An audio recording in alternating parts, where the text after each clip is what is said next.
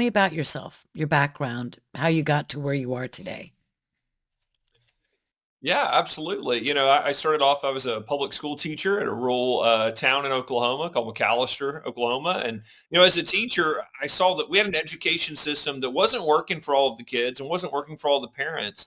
And so I began advocating for parents to have a more, a larger role in their kids' education. You talk to parents and grandparents, they go, well, it used to be so much better. We used to be so much more involved in the schools. The schools wanted our participation. And so that got me more active in policy, and I began to work with the governor at the time. And then now I ran for office and became the state superintendent to make sure that our schools were reflective of the traditional conservative values of our state, that they put parents first in everything that they do, and champion outcomes, that they try to make sure that everything they're doing is so that kids can have a better life, can get a good job, and frankly, can get the most out of their God-given talents. That's what I hear time and time again from parents and grandparents. They want the best out of their kids to live up to their full potential, and that's what our schools should be doing, not teaching all this woke nonsense and undermining traditional American values. You said a couple of things there. One, um, tell me first, when were you elected? When did you run and how long have you been in office? 2 years, two Two years ago is years. when. Great, great. You mentioned outcomes, and I thought that is so interesting because you, of course, probably know outcomes-based education. There's so many things going back 20, 30 years or longer that are these new ideologies or philosophies. It's really just a continuation of the same thing. And they have talked about outcomes-based education.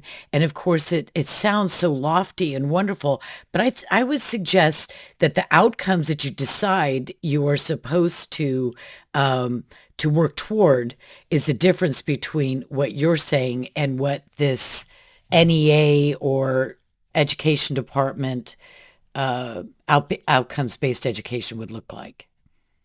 Yeah, that's exactly right. Let me give you one example of when I first came into office. We have what we call the F schools, right? So these are the bottom 5% nationally schools.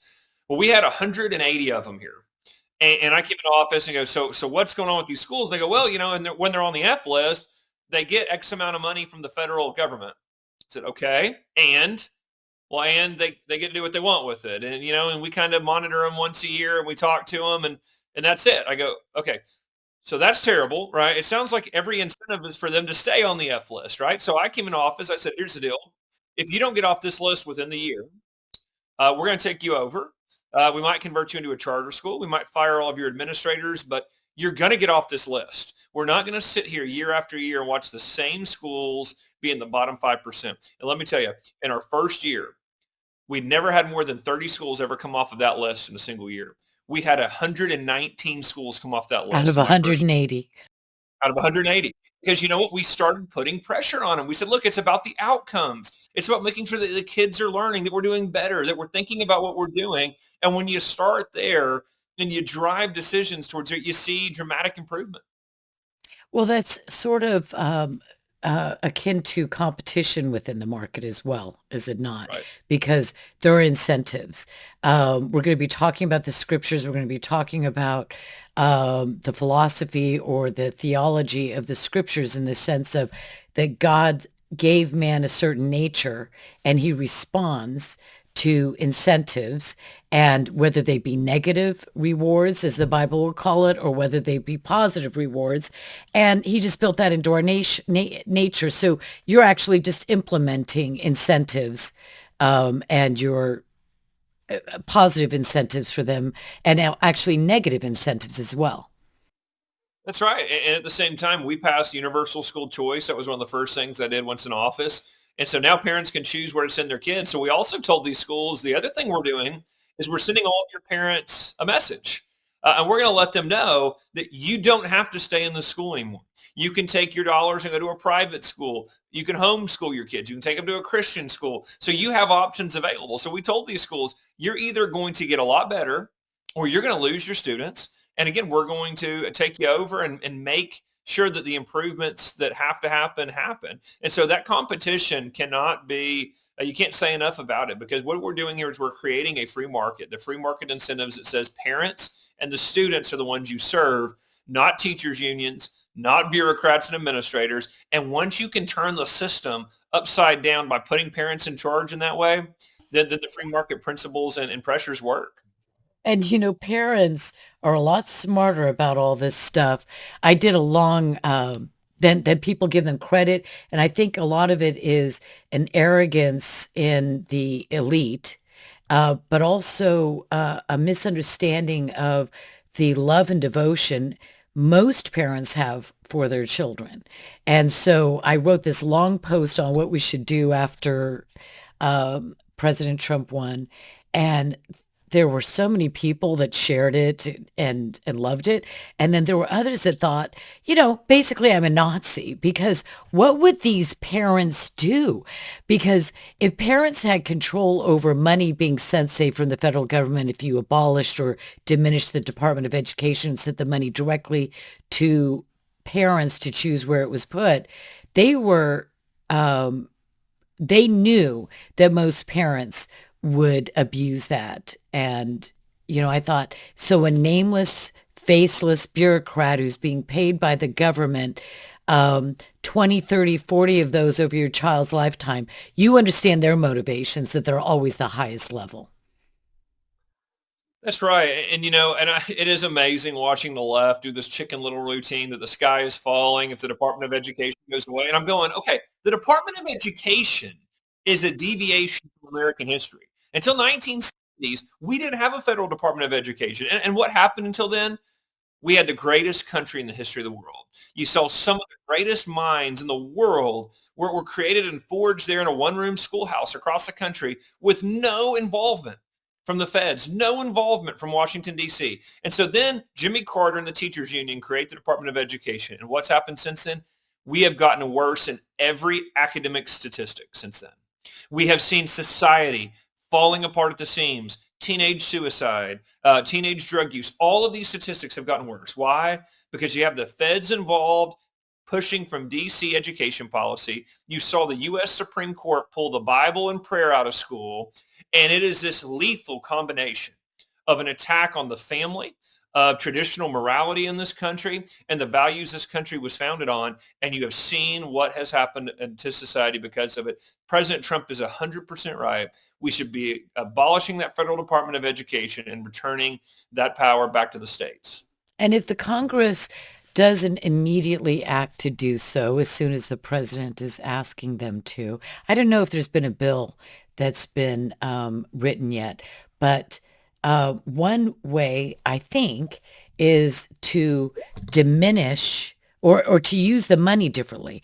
Okay, so Congress, if you don't, because we've got Chuck Schumer still voting in the Senate, if you won't do that, we will just redirect the money to parents, to charter schools, to school choice. We'll take the Department of Education out of Washington, D.C. and send it to Podunk, Iowa. No offense to Podunk, if there is a place. And literally just format it so that we achieve the end anyway. What are your Look, that's thoughts on right. that? I think they absolutely can do those things. Look, you abolish a department. If Congress won't move on that, you sit there and block grant as much of that funding directly to the states. Say, states, this goes to the parents. Let me give you an example. I always hear people say, and I was a special ed teacher. That was part of my background as a teacher in the classroom. And they go, the federal government gives us money for special ed. I go, and it's not helpful at all. Go talk to a special ed teacher. Look at the paperwork they're required to do. Look at the strings attached to all of that money. Look at what barriers they have to overcome to help students with special needs.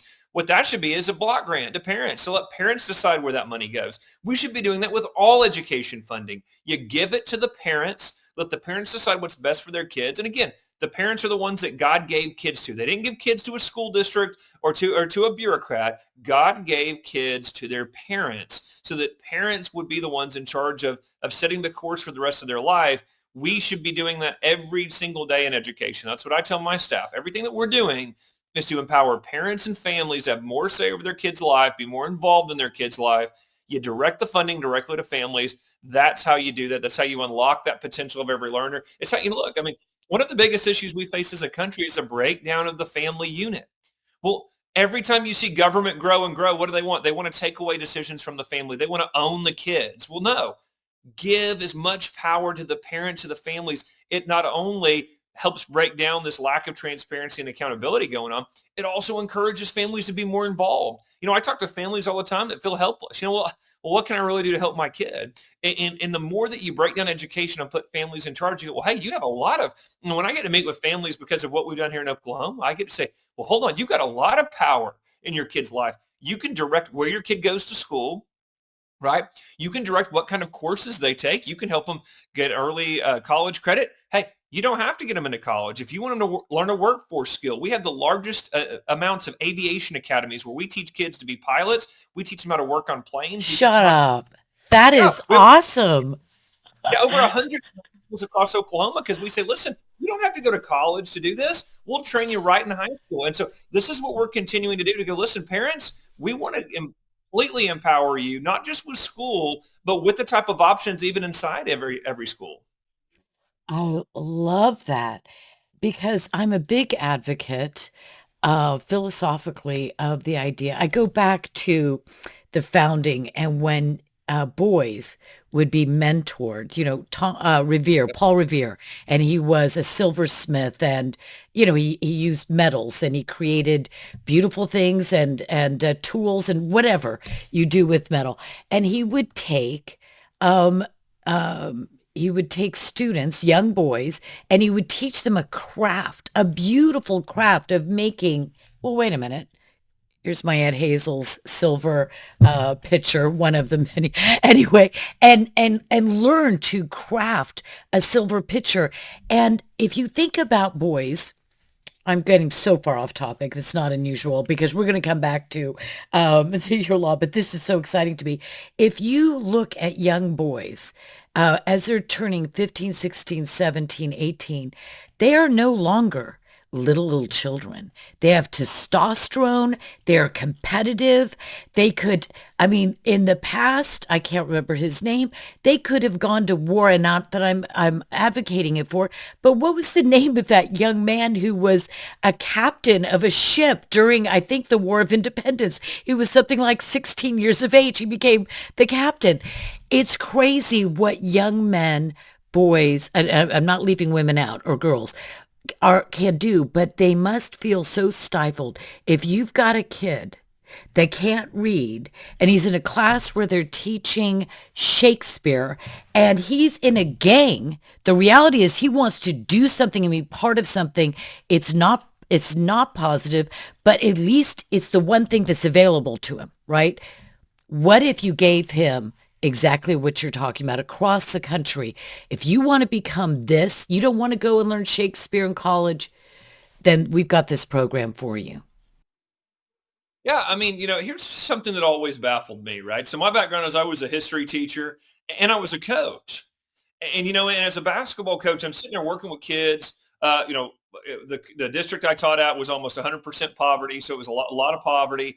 And I'm going, look, on the sports fields, whether it's football, basketball, baseball, wherever you're coaching, hey, you have high expectations on kids, don't you? I mean, you don't say, hey, listen, you're poor, come from a broken family, so I don't think you're going to get to play. No, that's not what coaches tell kids. They inspire them, they encourage them. They go, hey, listen, this is a ticket out for you, right? I mean, you can really make a difference in your life if you really work hard at, whatever sport it is. And I go, well, why aren't we doing the same thing right down the hallway in the classroom, right? Take these young people and inspire them. Teach them skills. Teach them things that make them employable, that help them be lifelong learners where they continue to grow. And all of a sudden they go, well, hold on, this is a great path for me. And there's something about it. One of my favorite things as a teacher is when you help a kid discover their talent. When it figures out what they're good at. We can all remember that, right? We all take, it's funny where life leads you, right? You might take these different paths, but there's something about when you find, hey, I'm good at this. This is something I like it. I'm uniquely good at this.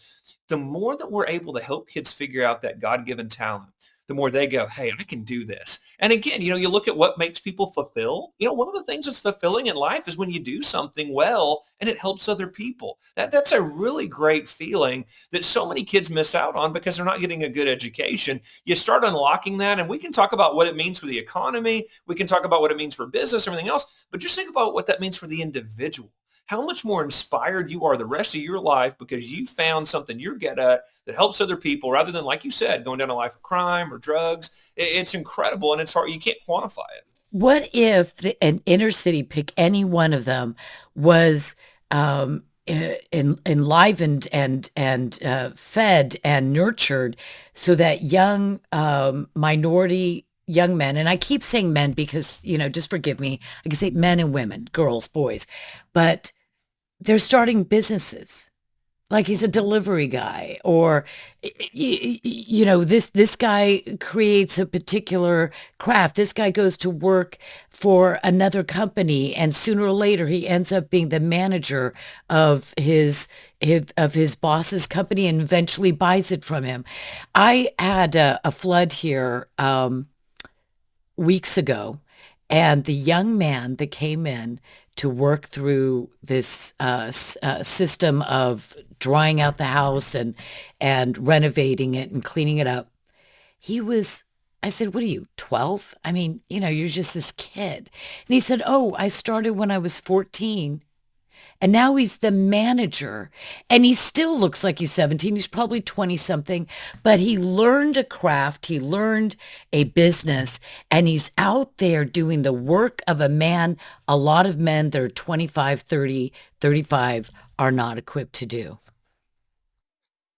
Yeah, I mean, you hear these stories and you go, listen, look at the opportunity here. And I'm gonna tell you, I'm gonna shoot you straight. I get attacked a lot for this, but I say all the time, listen, hey, I don't know if I want my kids to go to college or not. Look, I got four little, and I look at it and I go, okay, listen, they're pushing all this left-wing nonsense, left-wing indoctrination. Look at the anti-Semitism on our college campuses. Look at the price tag that they continue to increase year after year. And I'm going, look, I tell my kids, I'm very open. Now they're young. My oldest is 10. My youngest is 3. So I got some little ones here. My oldest daughter, we're having real conversations. First of all, I don't just tell them to go to college. I go, hey, what do you want to do? What do you like? What are your favorite subjects in school? Okay, well, what does that make you think about? What kind of jobs are associated with that? That's the way we try to educate kids here in the state of Oklahoma. We want to start with, let's find your talents. First of all, you got to master the basics, because if you don't get the basics, you can't make that leap. So we focus on math, reading, history, science, and these early Phonics. grades. I'm sure you're teaching Absolutely phonics. We phonics. banned viewing. We said, listen, you got to understand how to read. You got to understand this innately, because that's how you then can build off of that, right? It's a basic building block. But then after that point, once you start getting out of 8th grade, we go, hey, we're here to help you find the path for you. And it might include college, but it might not. And we're not just going to push you blindly into college and say, everybody go get a college degree, because guess what? There's a lot of jobs that don't require a college degree. So that's where I think we've got to see education shift to. You got to master the basics early and then help kids find the path. That means taking on the teachers unions, taking on the entrenched bureaucracy and saying, no, college system, we're not just going to force kids into you. We're going to provide multiple options. And again, so you'll love this. We do a lot of technical trades, colleges here and universities, but we call them career techs here in the state of Oklahoma.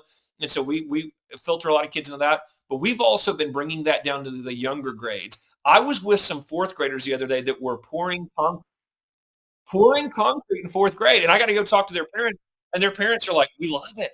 Our son, he didn't get excited about anything else, but now he's sitting here talking about the jobs he can get with construction, and he would like to build this and build that. And I go, isn't that awesome?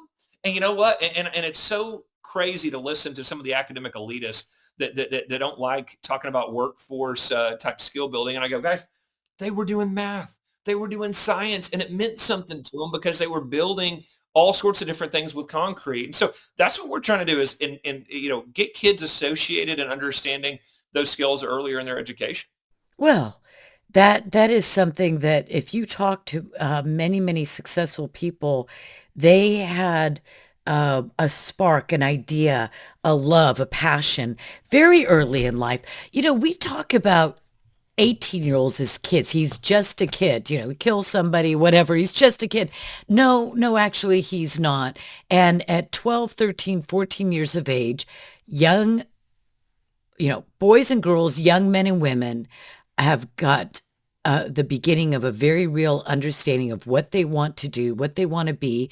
And they may go down one path, but when you start early enough, you can go down this path. How many careers does somebody have over the course of their life? I could not agree with you more.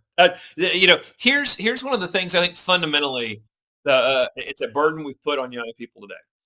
I say used to 20, 30 years ago, everybody had a job when you were 14, 15, 16, whether it was like mom and dad I mean, hey, mom and dad, you had to go work. You can work with mom and dad, or you can go work for so-and-so down the street. But you know what? That taught you either something, you found something you loved, or I'm going to tell you, almost just as important, you found out something that you didn't want to do.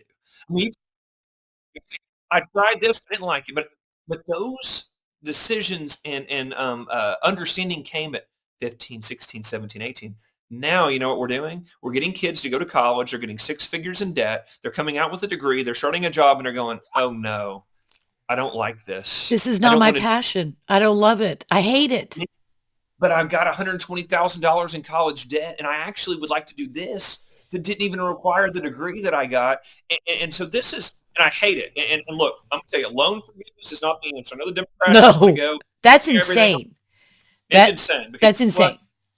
That's one that really gets to me because I go, look, most of our workers out here in Oklahoma never went to college, never got a college degree. They're not going to go pay for yours. Okay. That's not the way this should work. Number one. But number two, we got to quit telling kids that that's where you go. Get them in internships, get them in externships, get them in these type of apprenticeship programs in high school so that they get to go out and go, okay, actually, I'm going to pivot into this career or I'm going to pivot into that career. I think it's so important. I think it helps folks understand their God-given potential so much earlier, and it comes without the burden of college debt. Absolutely. And some of these people, I mean, you and I both know the names of people like Steve Jobs, Bill Yeah. Gates. Okay, I put him in infamous, not famous, but Michael Dell. You can go through them. These list of luminaries who have made either a wonderful contribution to our society or maybe sometimes negatively, like Gates, but became millionaires and billionaires and dropped out of college. I'm not advocating that. If someone wants to have a literary career, a law degree, I mean, in the old days, you read law. You read law. You know, that you Right. didn't have to go to a law school as such. But we need to restore some of these incredibly innovative, they would be now innovative concepts that we have lost for decades upon decades. But as a child, many, many years ago, because I'm a senior citizen now, I worked in a Chinese restaurant that my neighbor owned. I mowed lawns, hated that. I worked at J.C. Penney's, took a bus every day to get there. I did all of these. I cleaned toilets for a teacher at my school and babysat her kids. So I did all and had a paper route and probably didn't like all of them equally.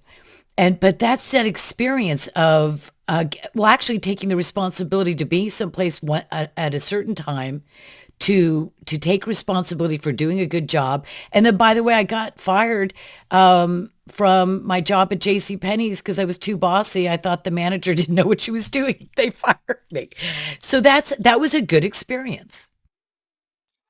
Look, I mean, those are the things that you almost can't learn other than the workplace. I was with a CEO here a few weeks ago, and he was telling me the story of he had some master's degree level folks. So they went to college, got a degree, went and got an extra degree, started to work for him, entry level. They're working for him. They asked to meet with the CEO. He goes, normally I don't do that, but I went ahead and got what's going on here. There's like 15 of them. They come in and try to lecture him for doing business with oil and gas companies and doing business with Walmart and said, we should really be doing more to help the environment. But I about lost it. He goes, I stop him and go, let me be clear. I sign your checks. I make the business decisions and you do the work. He goes, Ryan, they hadn't been working for me for less than a year. And he goes, but it just shows you the lack of, they went to college and were into this woke nonsense instead of an understanding of, do you understand the way business works? Do you understand exactly? I mean, and by the way, we're here in Oklahoma. Oil and gas, it's a big deal here. That's a big industry. It's kind of just Good point. I mean, but to listen to them try to lecture a CEO about, we really don't like these oil and gas companies. It's like, hello, it's Oklahoma, number one. Number two, let's talk about oil and gas. But number three, this is your boss. This is your boss. It's making the, And they don't even have the common sense to be able to recognize an authority figure and where their boundaries and limits are because they don't have experience. I want to jump right into something. Tell me, when you decided, was it you personally that decided to put forth this legislation, this program, and what was the pushback? And I know you're still getting pushback, so run through that with me. So we're talking about the Bible in schools. Yes. Yeah. So look, one of the things I heard time and time again on the campaign trail was parents and grandparents saying, why is it our kids don't understand the role the Bible played in American history? Why isn't our kids don't understand that our rights come from God? That means they can't be taken by some random politician. Why isn't our kids don't understand that? I mean, religious liberty was a key component to the founding era. When you talk about the Pilgrims, how do my kids not understand they were fleeing a religious oppression to come to this country? And as we began a deep dive, we started rewriting our history standards. We reached out to the public and we had an outpouring of people that wanted the Bible back in school. They wanted their kids to understand the role the Bible played in American history. And so, look, I'm very reflective of what Oklahoma wants. I heard it loud and clear. We did a deep dive. They're absolutely right. The Bible's been driven out of the classroom because you got radical groups like the ACLU and the Teachers Union that were suing individual teachers, even in my state, for having a Bible, for having a Bible verse. And so they were scared to death to mention the Bible. And I go, guys, if we don't have the Bible in a classroom and we can't talk about it, how do you explain the Pilgrims to a kid without talking about their faith or the Bible? How do you explain Abraham Lincoln, who continually talked about God's providence and trying to find what God wanted for the country? How do you explain Martin Luther King Jr., who literally said the reason he was arrested, he broke the law to support the Civil Rights Act because he was a Christian and was following the examples of Daniel, Shadrach, Meshach, and Abednego, who followed God's law over man's law? And it's like, guys, this is our history. Leftists, you can not like it. You can be offended by it, but you can't rewrite our history and lie to our kids.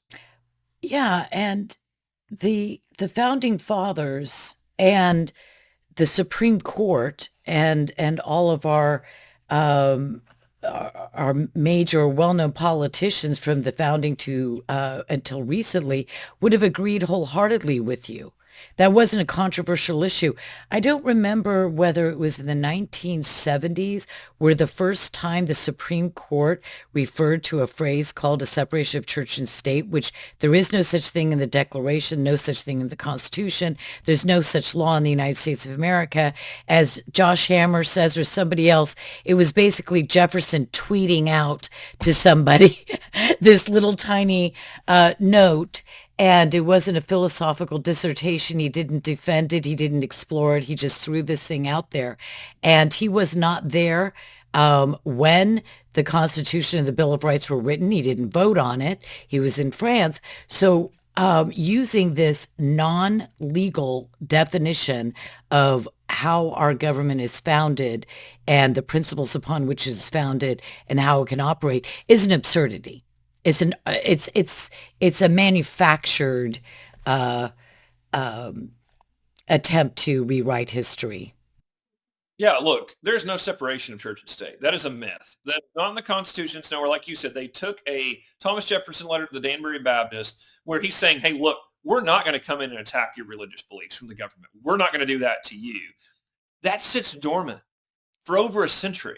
And the Supreme Court plucks it out of obscurity and interjects it to drive the Bible and prayer out of schools. And it's absurd. Even, you'll love this, the New York Times, they love to fact check me on all this stuff. They even agreed. They go, hey, he is factually correct that until 1963, a Bible would have been in every classroom. I mean, to your point, this was not controversial until the Supreme Court decided to inject liberalism into your kid's classroom and say, listen, as a Supreme Court, we don't like Christianity. We don't like faith. So we're going to take it out and create state-sponsored atheist centers, which is what they are. If your school can only push an atheist point of view in every sense of the term, and they can't even mention that our founders believed in God, they can't even mention that Christianity played a role. And again, we're not saying to push that every kid has to be a Christian or they're pushing one faith over another. We're just talking about our history here. It is what it is, whether the left likes it or not.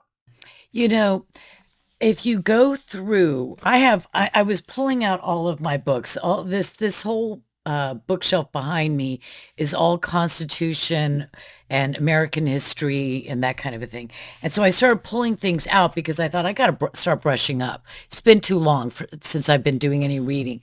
And it is extraordinary. I mean, you cannot read an accurate history of the United States of America, the founding from the 1600s to the founding in 1776 and in that era there until today. Well, not until today, without explicit references to God being the source of our rights, that the government is not. It is, there is no gift from government. Our rights are no gift from government, that they are given by the hand of Almighty God. And this is everywhere. So it has to be very, very deliberate. Like that book called Our Godless Constitution, that's being taught in colleges that taxpayers are paying for across this country. Yeah, Howard Zinn, the people's history of the United States. I mean, literally, your kids' schools, your colleges, your universities, that they have decided. And again, this happened in the '60s too, right? You saw all those activists take over college campuses. I still remember sitting back and watching. Remember Glenn Beck going through the President Obama, all of his connections to these crazy left-wing professors, and you're going, what in the world? I mean, where did these guys come from? And you go, well, look at the 1960s. All your 1960s radicals went on to become college professors. And then we funnel so many people through there. I mean, that's one of our biggest problems in K-12 education is most states force you to go through a college to be a teacher through the College of Ed program. And boy, I'm telling you, if you think colleges are left wing, go to their College of Education. Those are some of the most Marxist professors inside the college. And so they have been able to push indoctrination onto your young people who go on to be teachers. And so that's what we've got to continue to break down is we've got to push back on higher ed and you got to push back on K-12 and say, listen, teachers unions, you're not going to have control in a kid's school. And colleges and universities, you're not going to push this radical Marxism. You're taking taxpayer dollars to turn kids against this country. Absolutely not. Don't allow it. Get back to that. Absolutely. And I was just thinking that Justice Thomas could not teach law to a junior high school student in most school districts in the United States of America because he doesn't have an education degree. And I also recall, it's been years since I pulled up this article where they did a study on the level of education and the worst departments. Now, it might be queer studies or Right. lesbian studies now, okay, but the worst schools or departments in all schools was the education department. The students there getting a degree in education did not know how to read. They did not know history. They did not know geography. They did not know math. These are the very people, because it's sort of like, no offense to social workers, you can go into some areas and you can get away with not knowing something that's real. Like you can't be an engineer and pull that off. And anyway, do you think that, what are you doing with the NEA and these other teachers unions in Oklahoma? Tell us what's happening with them. Yeah. So first of all, I mean, we're doing all we can. We're driving them out of schools. I mean, we're so fed up with it. They are pushing a woke ideology on kids. I mean, we not only, so we are stripping all their power. We don't allow them to go onto schools right now and try to recruit members. We don't allow them to office inside schools. We don't allow them to use taxpayer dollars to get their union fees. We don't allow them to bully and intimidate teachers. And we started doing this. You're going to love this. We put out a video basically the best hits from the teachers union. We watched their national conference. I'm sorry, I told my staff, I apologize, but we're going to make you watch. And we cut up all the clips of the crazy nonsense that they say, and we put it out on our social media. We mailed it to every teacher in the state. We continue to push it out week after week, and we had thousands of teachers go, well, hold on a second, I didn't know they advocate. Because remember, a lot of times in red states, they lie to teachers. They don't open. Yeah, we are for pushing transgender ideology, and we want books like Genderqueer and Flamer in your kids' schools. And Pornography. right, they tell a lot of the teachers, especially in the rural parts of the state, hey, we're just an association that's advocating for you, and blah blah blah blah. Well, Contract a bunch of negotiation. We want to lift the standards for children, education higher. So a lot of our teachers didn't have a clue. That's how bad they were. And so we had thousands of teachers. It's so funny. I ran into one of the heads of the teachers unions, and she goes, "Will you please just stop talking about us because we are losing so much membership?" And I'm going, "Do you understand that you just like dramatically encouraged me to keep doing this?" Talk about incentivization. I know, I know.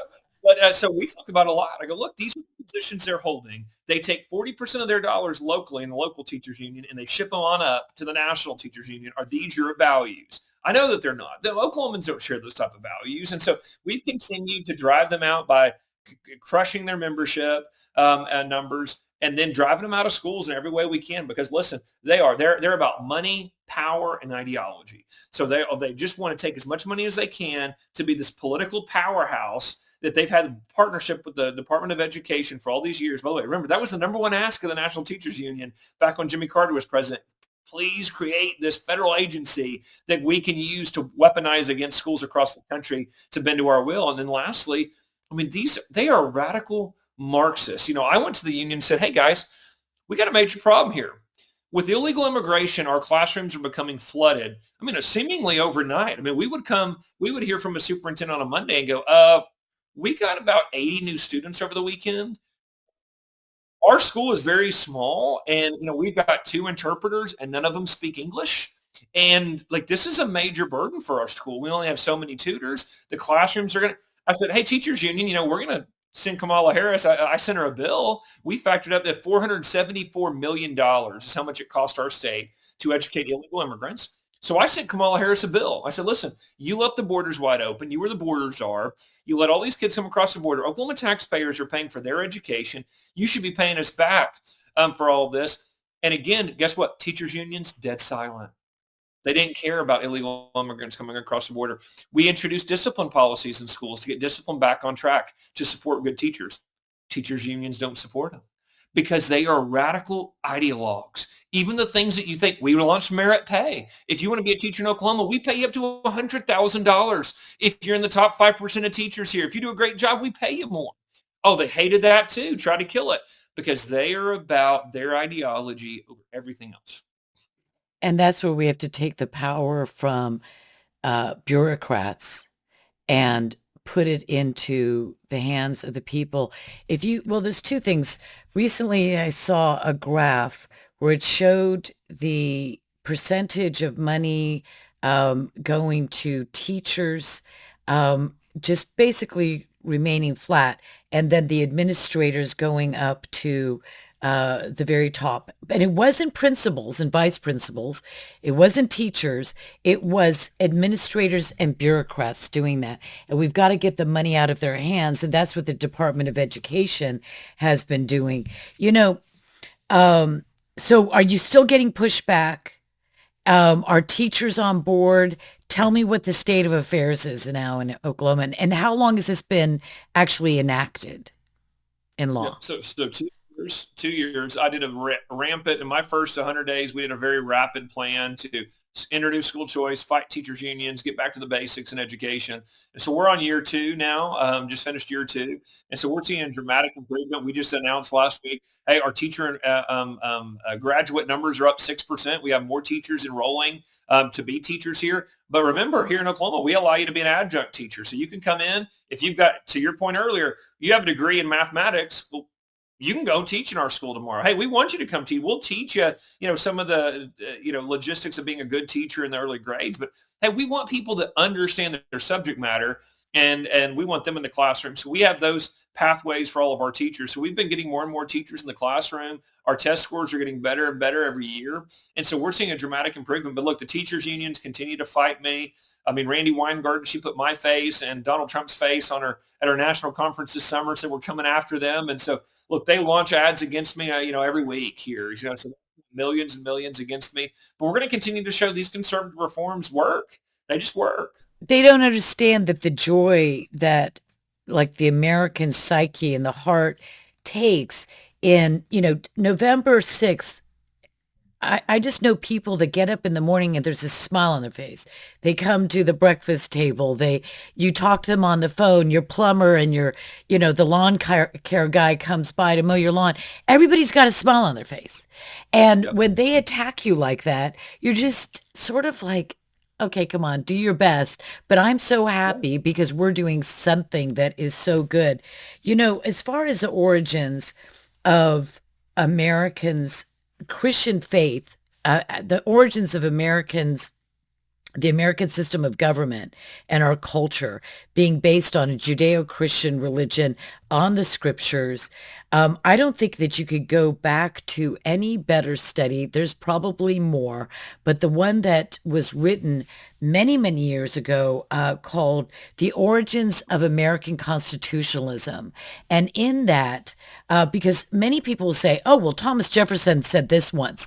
Okay, but this is not the United States of Thomas Jefferson, and that may be a fake quote anyway.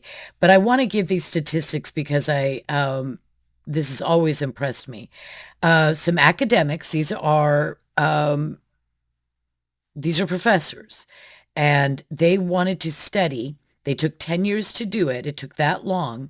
They collected 15,000 quotes from all the writings of the founding fathers. 15,000. And they found, or 15,000 writings, they found 3,154 direct quotes. It took 10 years to source all of them. And this is what they found. 8.3% of quotes came from Baron de Montesquieu. He wrote The Spirit of the Laws. William Blackstone got 7.9%, and of course, he wrote the commentaries on the Constitution. And Thomas Jefferson said about him, he was studies as much as a Mohammedan studies the Quran. Blackstone. John Locke, which everybody thinks would be number one, right? 2.9%. And then the top author at 34% of all writings or quotes from the founding fathers is God in the Judeo-Christian Bible is God. So 34%, more than one third of all quotes of the founding fathers is relating to government or anything else in that realm is from God, is from the Bible. Are your students going to be taught things like that? Yes, they are. Absolutely. I mean, and that's why I'm saying, like literally, the founders quoted just from the book of Deuteronomy more than any other source. And so the Bible obviously played an enormous role in the founding of this country. It is undeniable. Our kids will learn it. So we are creating our new history standards where we are requiring teachers to teach more about the Bible, specifics around the Bible's influence. Every classroom in our state will have a Bible. You see all the radical leftists are suing me, including the ACLU, to stop it from happening. It's going to happen. Okay, we have great legal backing here. You can look at it and see legally, of course, this is constitutional. And look historically, until 1963, everything you and I just said would not have been controversial. So did these Supreme Court justices in 1963, did they just understand the founders better than the founders did? My I mean, husband you used to think, go to a public school in New Jersey, and every morning the first thing he did was say a prayer. It was just a public school. It never even occurred to him. yeah, Every I morning. mean, look at this. Here's the other thing, and I know that your audience knows this, but the founding fathers, there's not some like clause in the Constitution that says that all these rights don't apply when you walk into a public school. I mean, the right to express your religious beliefs magically disappears when you walk into it. Of course, it doesn't say that, right? I mean, that's what they want you to believe. And look, we have allowed the 1963 court, the Warren court, to have blatantly disregarded and misinterpreted the Establishment Clause to drive God and the Bible out of schools and out of our society. And listen, look at what society has been since the 1960s. It is so obvious that you've got the perfect storm of getting DC more involved in your kids' education, getting more involved in classrooms across the country. You have a Supreme Court that drove God, prayer, and any reference to the Bible out of schools. And this is what that society leads to. And so we've got to fight through it. And listen, I'm not going to back down to a woke mob. I mean, come to my yelling, screaming. They've sued me, I think, 40 something times at this point. Because they try that legal warfare that you see that they did against President Trump. Same thing. They try to fight you in any way to stop you. Well, look, history's on our side. The truth is on our side. We've got to get education back on track. And that is why, of all the things we've done, they have gotten more mad about putting the Bible back in the classroom in its historical context, which frankly, I think shows a lot. We are right over the target. They know that we are making sure that truth will be taught in the classroom, that a historical context will be restored to the way the Bible and the Judeo-Christian faith influenced our country. And this should be happening in every state across the country. They don't care that the vast majority of American students can't read properly. Yeah. 100+ years ago, to get into high school in the United States, you had to pass tests to go from junior high into high school. You had to be able to do things like read Greek and Latin. You had to know history and mathematics, and that they said that they wanted to give the test, that admissions test to enter into high school, to college professors, and the college professors said no, they wouldn't take it because they would all fail.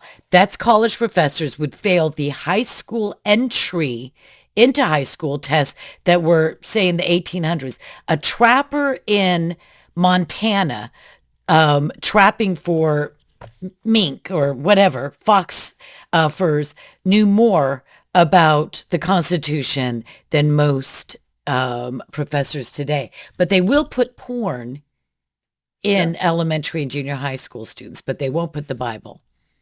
Yeah, it's the clearest contrast. I mean, literally, the same people suing me to keep the Bible out of schools were the same people who sued me to put genderqueer and flamer back in. So they sued me because they wanted genderqueer and flamer in, because under their, their cult of wokeism, that means include everything, include graphic pornography to kindergartens, right? But guess what? But no Bible. I mean, so I think it so shows everyone what their goals are, what their belief system is, that genderqueer and flamer for kindergartners, but no Bible The in a mask classroom. is being ripped off by themselves. I think this is one of my favorite facts, because the impact of all of the details of this very small little story or question is this: what was the largest church in Washington, D.C. in 1867? Where did that church meet? The largest church. It had 2,000 congregants that congregated and worshiped every single Sunday. And that was in the House chambers of the United States Capitol building.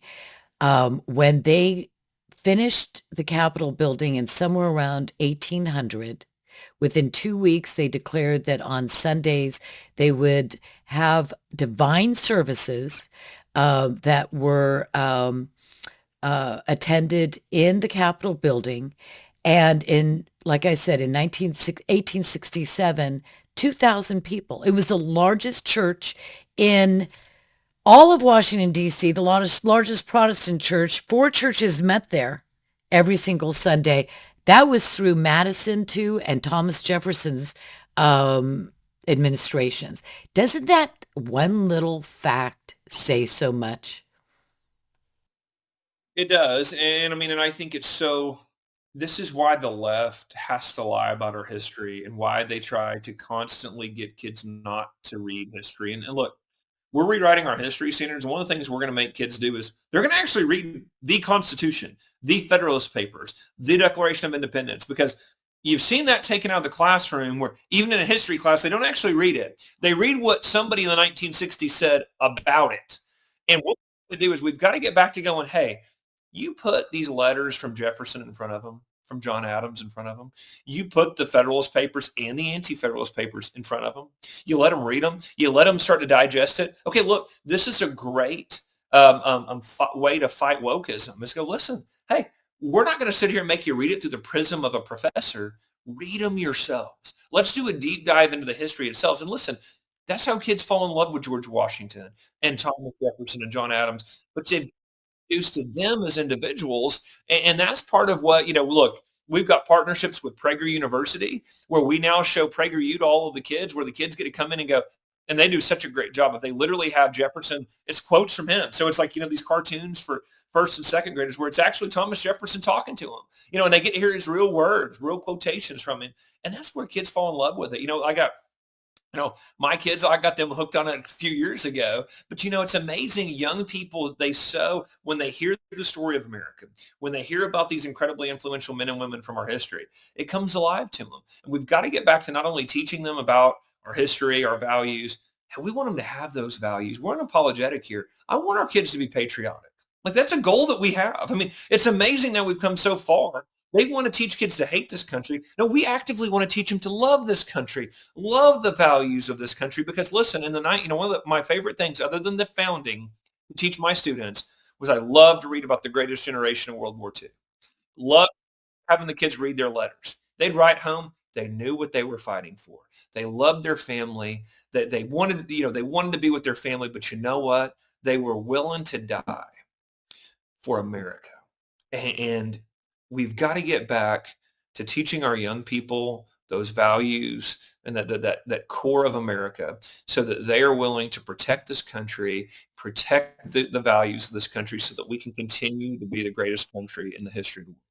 I agree so much. And I was thinking about how uh, that once I heard years ago that the chief aim of education is to transfer from one generation to the next the culture of your society. And I thought that just embodies so much of that truth. Do you agree with that? Yeah, look, I mean, and that's where it's amazing. No civilization has survived what we've been doing to our young people. When you teach the next generation to turn against the values, not understand the history of a civilization. Churchill's got a great line that the further back you see is the further ahead you can also see. And that's so important. But how do you keep a society, a civilization going if you don't understand the past? But frankly, if you don't share those values, how do you continue? You don't. That's what, I mean, history teaches us that you don't continue. And so, yeah, we absolutely have to pass those values on. We have to pass on our history to the next generation. That's how we continue to be this great country. And listen, there's been no better champion of that than President Trump. I mean, make America great again. He harkens back to it. What made it great? How do you understand the future without understanding the past? He does such a great job of laying it out for people that this is the greatest country in the history of the world. If we get back to those foundational principles, we will continue to be that great country. Do you think that in the coming 4 years that what President Trump is doing and his Department of Education nominee, Linda McMahon, well, have you spoken to her? Are you involved whatsoever in the administration? Will there be some kind of board or committee that is put together to take a look at the Department of Education and what should be done? Look, I've been working with the Trump team, and I'm going to tell you, I could not be more impressed. I think Linda McMahon, I'm a huge fan. I think she's a rock star. I think she has done such an incredible job of laying out what's going to happen next. And I mean, look, President Trump said it. The Department of Education is going away. We're going to give the power back to the states. We're going to get back on focusing on exceptionalism, American greatness. We're going to champion school choice across the country. I thought that was a phenomenal pick. I think she has been an incredible champion on education and other issues. So look, I think the Trump team is ready to go. I think President Trump is going to fulfill these promises, by the way, quickly. I think these promises, I think you're going to see this first 100 days. I think you're going to see tremendous progress. I think the agency is going to be gone. I think it's going to be absolutely done away with. And I think you're going to see the most incredible education agenda the country's ever seen. It's one of the most exciting things besides MAHA, making America healthy again, and so many other things. Didn't Lincoln say that the philosophy or the thinking of the teacher in the classroom would become the philosophy or of the nation in the next generation? That it was the teacher that would drive what America became. We were only like one generation away from flipping one way or the other what our country was all about. Yeah, and you've seen it. I mean, again, you see the cycles of history play out here because that older generation that comes in and they come into the classroom, that's where society goes. And so when we saw the radicals that have been taking over higher ed that are now, these are now the professors. Yeah, this is the type of problems that you see, and this is why this pushback is so important now. Look, they control corporate media. They control your K-12 and higher ed educations. If they get any more control over those things, we're not going to be able to drive a message for the next generation. So This is an it's so easy fix in the sense that there's a contained space and all of the documentation of what we're talking. Do you have a particular curricula that you use? Have you developed a curricula? So what we do is we give teachers options. So look, we've partnered with Hillsdale, we've partnered with PragerU, we've worked with some others. We're about to announce some new partnerships as well. So what we try to do is provide all of these options available and say, listen, these are all available for every teacher in every classroom and also for every parent around their school. So I mean, that's the thing is you get to use PragerU in our state at home or in the classroom. And so you have multiple opportunities there because again, we want parents to be very, very involved in this as well. I agree. And my last question is relating to detractors who say, they go to the separation of church and state, the wall, that big old wall, and they say, well, we're Muslim and we don't believe, I'm not going to try to put the argument in a particular family or organization's mouths, but the idea of a religious text informing the worldview of any particular society is, I don't think, that controversial because all law is based on right or wrong, and every religious text is what determines what that people or that society culture believe to be right or wrong. And what I think that, and explain to me what you thought last question is, but we have an American culture that was based on a Judeo-Christian biblical foundation, and that's why we have the liberties that we all enjoy. You can learn the Quran on your own, but that didn't found our nation's constitution or its governmental structure or any of its philosophy. But for the states that do use the Quran, which is legitimate if you're an Islamic state, then you have states like Saudi Arabia and Jordan and UAE and whatever. So do you have these conversations about how, yes, religious texts are foundational, but some religious texts are not going to be in America, at least, but in other countries, yes. Yeah, look, exactly. Look, if you're studying the history of the Middle East, you're going to need to know something about the Quran. And if you're studying India, you're going to need to know about the Bhagavad Gita. But let's be clear. In America, the Bible had a unique influence in our history. And again, look, they can be offended by it or not like it, but the reality is, look, we're not saying your kids have to be Christian. We're not pushing a religion on them, but it's fact. It is history. And this will crack you up. I had a CNN anchor that tried to tell me, how do I know that Thomas Jefferson wasn't referring to a Hindu god when he said, all right, creator? And I was like, he wasn't. I mean, I said, there wasn't a single person alive in the 18th century that would have made that argument because it's ludicrous. You need to go take a history class. But again, they just twist themselves into these absurd notions. It's like, but what happened? It was the Bible. It was the Judeo-Christian faith that had a huge impact in American history. And again, that's history. So again, you can come from a different background. You don't have to be Christian. You don't have to be practicing, in any faith. But that is history. And look, as a history teacher, you teach history. Reality. You teach what is actually real. Right. That's the only way you learn from it. And so listen, that's the absurdity, and that's what we cannot let the left get away with it another day. No. We can't. We have to be bold. Yeah, we're offended, or oh, well, we don't want. Okay, it's our history. Okay, so here's the reality. Our kids need to know it. Our kids need to understand it. For America to be a great country, for America to have any kind of unifying force, we have to understand what our history was so we can at least have conversations. We can at least have background context to make decisions in the future. It's very common sense argument. We have to be aggressive on this front, though. I'm telling you, they're coming after this because they want to lie to your kids. They want to undermine the role that faith had in our country because they just want a secular atheist society. And look, that is not the way we were founded, and our kids need to understand that. Well, you know what? You are a great spokesman for this. I admire your courage and tenacity and your bold stand, and it's unwavering. And so Oklahoma is very, very, very blessed to have you running its Department of Education. And I want to give you kudos. Thank you so much for joining me